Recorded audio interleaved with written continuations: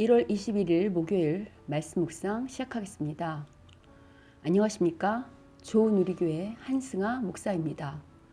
오늘 우리가 함께 나눌 본문은 누가복음 7장 36절부터 50절까지입니다. 여러분 말씀을 들으시기 전에 반드시 본문을 꼭 읽으시기를 권면합니다. 누가복음의 7장의 그 마지막 단락인 오늘 본문은요. 누가복음에만 등장하는 사건입니다. 오늘 본문의 이야기는 네 단계로 전개됩니다.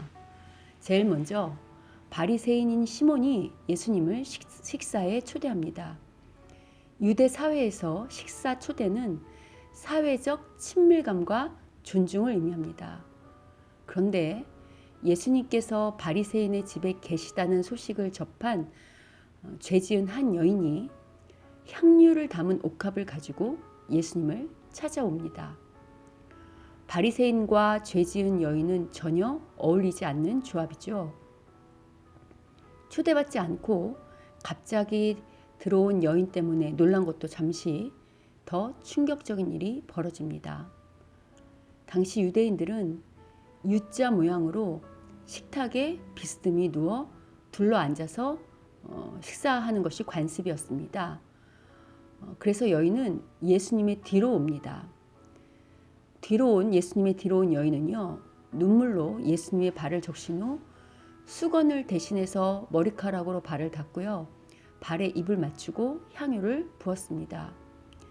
여인은 눈물을 흘리며 향유와 자신의 머리털로 예수님의 발을 적십니다. 예수님을 초대한 바리새인은 이 광경을 보고 만일 예수가 선지자라면 이 여인이 죄인인 줄 알았을 것이라고 생각합니다. 바리새인은 죄인인 여인이 그것도 정결한 남성들의 식탁에 난입한 것에 충격을 받았을 것입니다. 아울러 이러한 여인의 섬김을 마다하지 않았다는 것은 않는 그 예수님의 모습을 통해서요, 이 시몬은 예수님이 선지자가 아닌 증거라고 생각을 한 것 같습니다. 이러한 바리새인 시몬의 생각을 아신 예수님은요, 이때 500데나리온과 50데나리온 빚진 자의 그 탕감의 비율을 얘기하시면서요, 많이 탕감받은 자가 더 많은 은혜를 받은 것이라는 바리새인의 답을 받아내시죠. 예수님은 이후에 바리새인 시몬과 죄인인 여인을 대조하시면서요, 죄인인 여인이 바리새인 시몬보다 훨씬 신앙의 모범이 됨을 말씀하십니다. 유대 예수님 당시 명예와 수치의 그 윤리가 사회의 근간이었던 유대 문화에서요, 주인은 손님에게 씻을 물과 포도주를 제공해야 했습니다. 이는 손님을 환대하는 행위의 기본입니다. 그러나 예수님을 초대했던 바리새인 시몬은 예수님께 발 씻을 물을 주지 않았고요. 또 예수님께 입 맞추지도 않았고, 또 예수님에게 감람유를 붓지도 않았죠. 그러나 반면에 죄 지은 여인은 예수님의 발을 적시고 머리카락으로 닦고 입을 맞추고 감람유까지 부었잖아요. 이처럼 예수님에게 기본 예의만 지켰던 시몬과 대조적으로 죄 지은 여인은 예수님을 환대하고 있는 것입니다. 여인의 행동은요, 손님에 대한 환대를 넘어서 예수님에 대한 값비싼 희생과 섬김을 나타냅니다. 이어서 예수님은 여인의 죄가 많기 때문에 큰 용서를 받았다고 선포하십니다. 아울러 용서의 깊이를 아는 만큼 사랑의 깊이도 비례한다고 말씀하시죠. 오늘 본문은 이 여인이 어떤 죄를 언제 용서받았는지는 말해주지 않습니다. 오늘 본문의 초점은 여인이 어떤 죄를 언제 용서받았는지에 관한 것이 아니라요, 죄를 용서하시는 주체가 예수님인 것에 강조점이 있고요. 그리고 그렇게 죄 용서하시는 예수님에 대하여 어떤 반응을 보이는지에 대하여 이야기하는 본문입니다. 바리새인 시몬과 그의 친구들은 이러한 예수님의 죄사함에 대한 그 언급을 하시자마자 다시금 예수님의 정체성에 관하여 의문을 가집니다. 왜냐하면 죄를 용서하실 수 있는 권한은 오직 하나님과 하나님의 구원을 시행하는 메시아에게만 있기 때문입니다. 오늘 본문은 예수가 메시아이심을 다시금 강조하고 있습니다. 예수님은 죄 지은 여인에게 내 믿음이 너를 구원하였으니 평안히 가라고 말씀하십니다. 여러분, 구원은요, 죄 용서의 또 다른 표현입니다. 오늘 본문은 우리가 어제 살펴봤던 당신이 오실 메시아가 맞냐고 물었던 세례 요한의 질문으로 시작한 그 앞단락과 긴밀하게 연결되어 있습니다.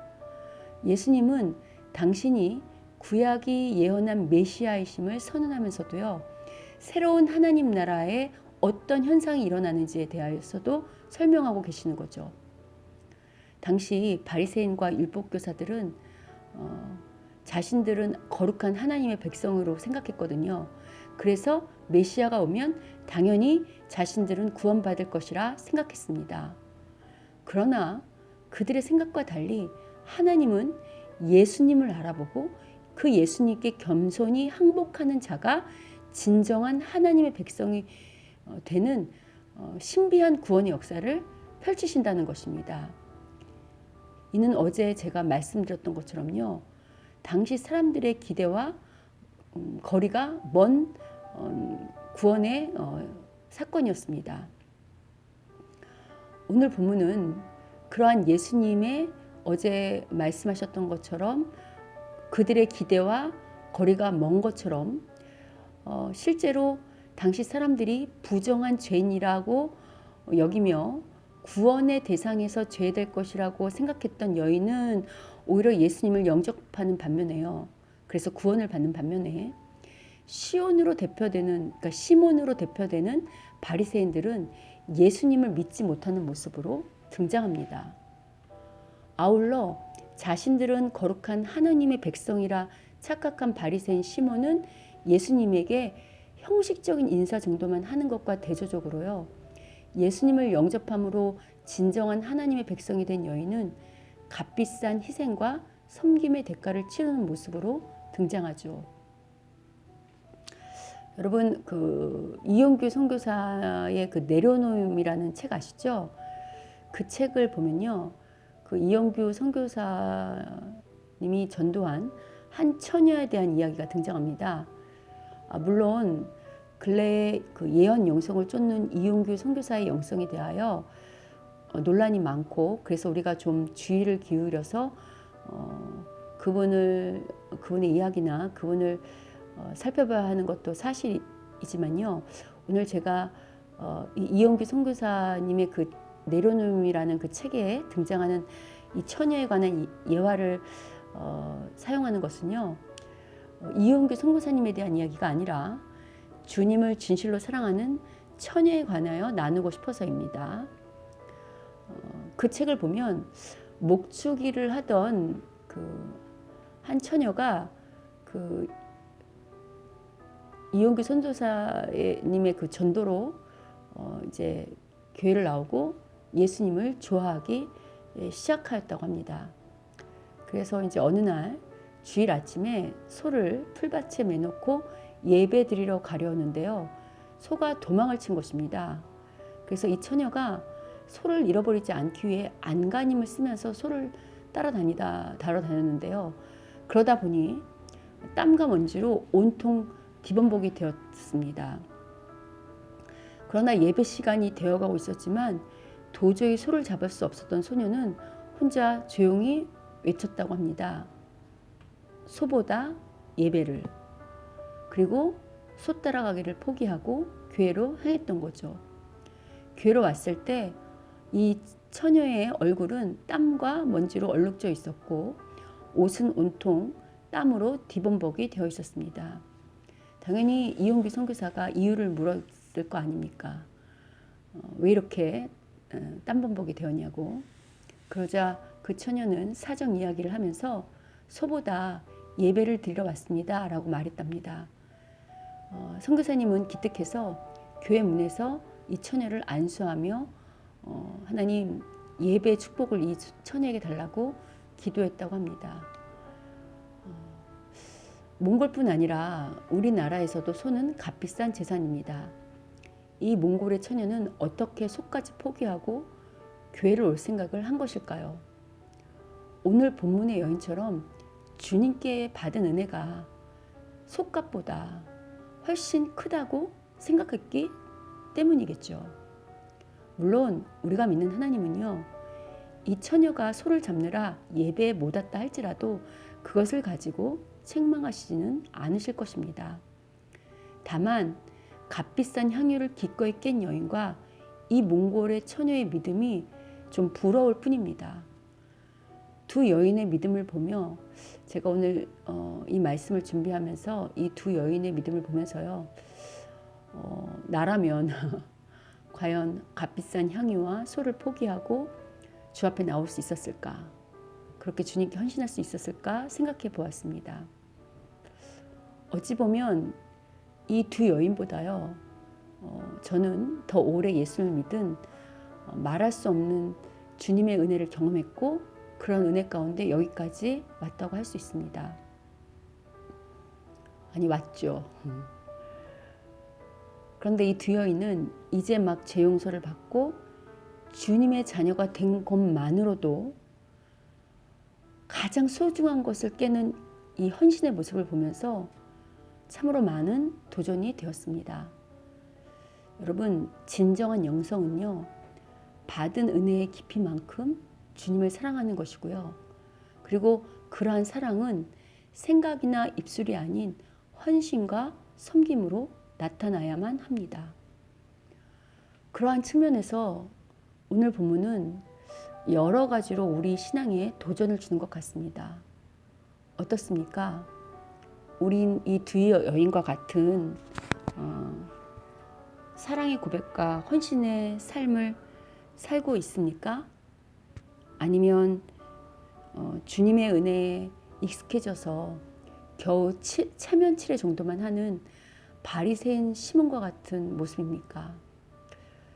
아직 세상의 것을 더 좋아하는 우리에게 주님을 진정으로 사랑하며 헌신할 수 있는 믿음이 저와 이 말씀을 듣는 여러분 모두에게 있었으면 참 좋겠습니다.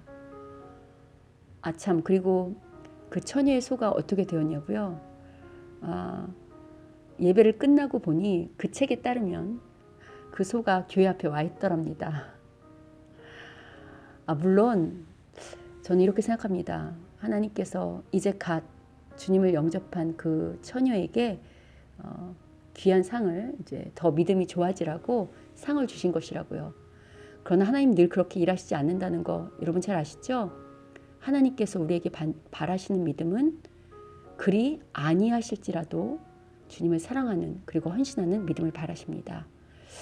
소가 돌아오지 않아도 소를 포기할 수 있는 그런 믿음이 저와 여러분 모두에게 있기를 주님의 이름으로 축원합니다.